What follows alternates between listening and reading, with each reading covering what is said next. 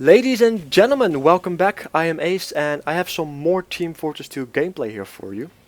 And I am playing on Steel, which is a map I always get lost on a little bit in the beginning. And you will see in a few seconds exactly what it is, but I'm assuming you exactly know where it's going to be, if you know this map of course.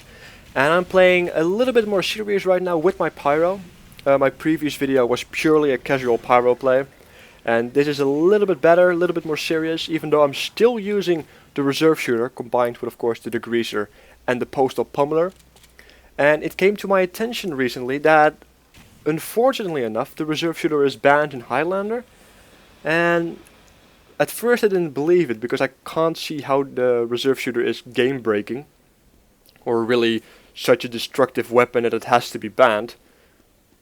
So I didn't really believe it, but I got really told off in a Highlander match that I played with a few friends of mine from another server that I could not use the reserve shooter.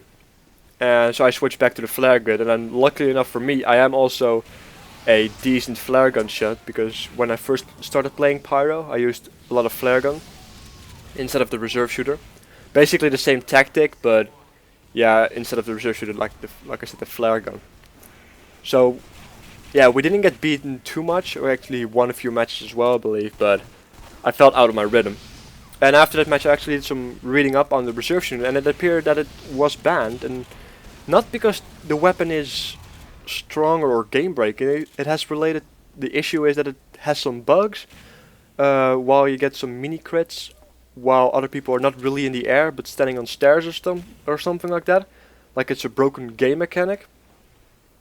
And I'm not entirely sure if that's still the case, but that's the last thing that I read about it that seemed like a logical explanation.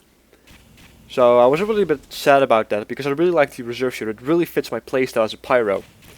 Now the flare gun has the same tactic behind it. It's just that I feel a lot more vulnerable with it, because I'm really not as good with projectiles as I'm with hit scan. Which makes sense, I guess. I am pretty decent with a soldier, that I'm not really good at rocket jumping. But I'll try to fix it in the future when I'm in a good position with my scout and my sniper.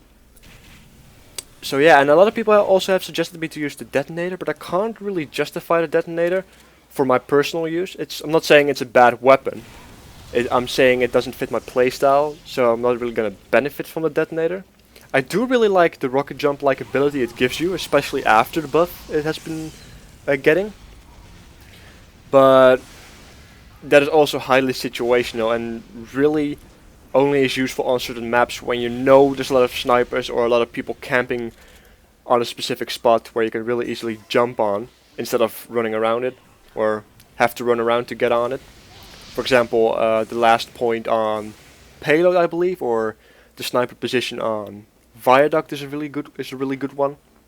Not sure if you can jump on it, but I believe you can if you do it right. Don't quote me on that. So yeah, I can't really justify it, so that's not why I'm really using it. Because I really like the full crit of the flare gun.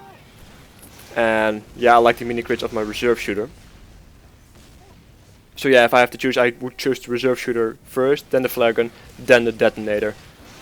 I probably should get a lot better with the shotgun as well, assuming it's probably the best secondary weapon, depending on how you play, but like I said, it kind of depends on playstyle and it doesn't fit mine. Anyway, moving on. Yeah, I also experienced my first few lobbies this week, and they were quite fun. My very first one was actually with Laptor 1, which is one of the more well-known, if not famous, Team Fortress 2 commentators on YouTube. So, if you know him, tell him I said hi. Because I actually joined his team halfway during a match. One of their players dropped and never came back, unfortunately. So I got requested to go in by a friend of mine who was fighting Leptor 1 and his team. So I joined there and I got the question if I wanted to play a demo man or a sniper. And I chose sniper in the hope that my scout training was paying off, and it was actually quite a nice moment of clarity, a nice moment of reassurance that it actually did, because I was actually getting headshots in Highlander. And I was never really good with the sniper until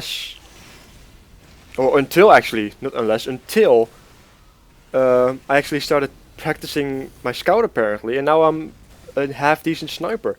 So I'm actually I'm looking forward to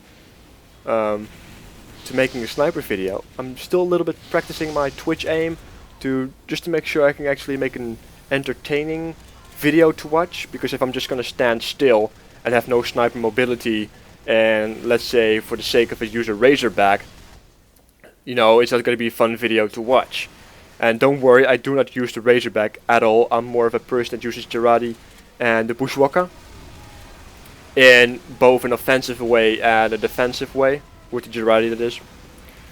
So I'm actually trying to help my team with it as well. So I'm actually looking forward to doing it as well. But it was actually quite awesome to actually not screw up with something I actually never played before, especially on Highlander, in front of a person that's actually well known. That felt like a personal victory. Anyway guys, if you like this video, make sure to give me a thumbs up. If you like to see more, make sure to subscribe.